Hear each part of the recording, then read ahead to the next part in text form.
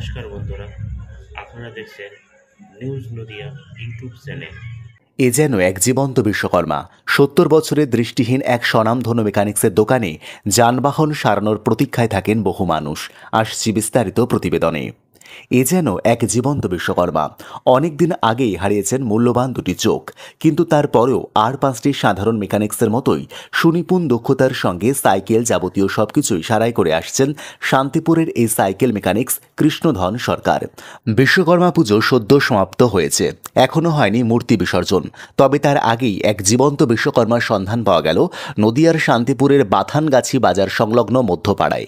১০০% দৃষ্টিহীনতার প্রতিবন্ধকতা নিয়েই নিয়মিত প্রায় দীর্ঘ ১২ বছর ধরে সাইকেল সারানোর মতো সূক্ষ্ম বিষয়ে মেকানিক্স হিসেবে স্বনামধন্য তিনি।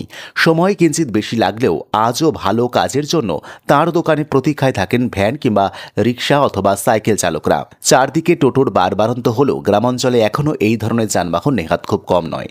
গতকাল বিশ্বকর্মা পুজোর দিন আর ৫টা দোকানের মতোই তার দোকানেও হয়েছে পুজো, তবে বন্ধ হয়নি। তিনি কাজ করেছেন প্রায় ২০০ টাকার।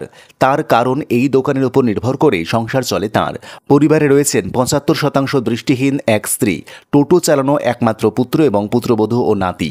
উপার্জন বলতে তিনি এবং তার ছেলে সামান্য যা কিছু আয় উপার্জন করেন তাই দিয়ে কোনো রকমের সংসার চলে তাঁর। তবে বিশেষভাবে সক্ষম হওয়ার জন্য পরিবারে মানবিক ভাতা ১,০০০ টাকা করে পান দুজনে। সেই কারণে দৃষ্টিহীনতার প্রতিবন্ধকতা থাকা সত্ত্বেও আজও পেটের দায় এবং অভ্যাসের বশে দক্ষতার সঙ্গে সাইকেল সারিয়ে যাচ্ছেন তিনি সকলের জন্য। ২ চাকার ওপর লোহার ফ্রেমে বসানো সাইকেলে থাকে নানান সূক্ষ্ম কলকবজা। সাইকেলের একাধিক সমস্যা যা কিনা অনেক অভিজ্ঞ মিস্ত্রিরাও সারাই করতে পারে না। তবে দীর্ঘ ১২ বছর ধরে তিনি তার আঙ্গুলের স্পর্শে এবং কর্মদক্ষতার উপর নির্ভর করেই সারাই করে চলেছেন একের পর এক সাইকেল।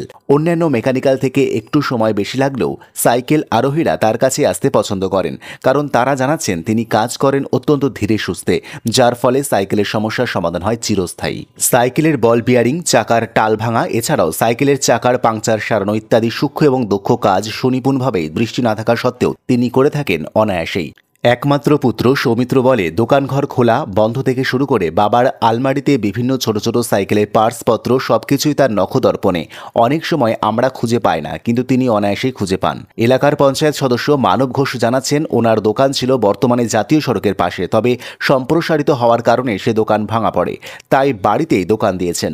পরিস্থিতি খারাপ হয়ে যাওয়ার কারণে আমরা পঞ্চায়েতের পক্ষ থেকেও একই বাড়িতে স্বামী স্ত্রী দুজনে বিশেষভাবে সক্ষমকে ভাতা দেওয়ার ব্যবস্থা করা হয়েছে এবং একটি আইসিডিএস এর কাজের ব্যবস্থা করা হয়েছে। আচ্ছা, কি হয়েছিল? মানে এটা কি দুর্ঘটনাজনিত নাকি কোনো রোগের মধ্যে পড়ে? রোগের মধ্যে না, ওই ঘুমিয়ে আছি, জানলার পাশে ঘুমিয়ে আছি, আর ওই ভোরের দিকে আর কি ভোর হয়ে গেছে, ওই তখন চোখের এই যে আলোর পাহাড়টা তখন চলে গিয়ে ওই যে এগুলো জানলার শিকটিকগুলো দেখি অন্ধকার দেখতে পাচ্ছি। হ্যাঁ, অন্ধকার হয়ে গেছে হট করে, মানে হঠাৎই এটা? হ্যাঁ, হঠাৎ। আর এখন এই যে আপনার চোখের কিছুটা কি আবছা দেখতে পান নাকি কিছুই পান না? না, এমনি দেখতে পাই না আর কি। মানে এই যে আপনার সামনে আমি বসে রয়েছি, কিছু মনে হচ্ছে যে? না, কিছু মনে হচ্ছে না। আচ্ছা, মানে কিছুই তার মানে দেখতে পাচ্ছেন না? না। আচ্ছা, তাহলে এই যে আপনার আলমারি দেওয়া এত ছোট ছোট সূক্ষ্ম জিনিসপত্র, বিশেষ করে সাইকেলের সরঞ্জাম, মানে বল বিয়ারিং, চেন, কত কিছু আছে ছোট ছোট, সেগুলো কিভাবে পান? সেগুলো ওই আলমারিতে আছে, আমি নিই যখন যেটা দরকার। চেন লাগলে নতুন চেন লাগানোর দরকার নতুন চেন লাগাই।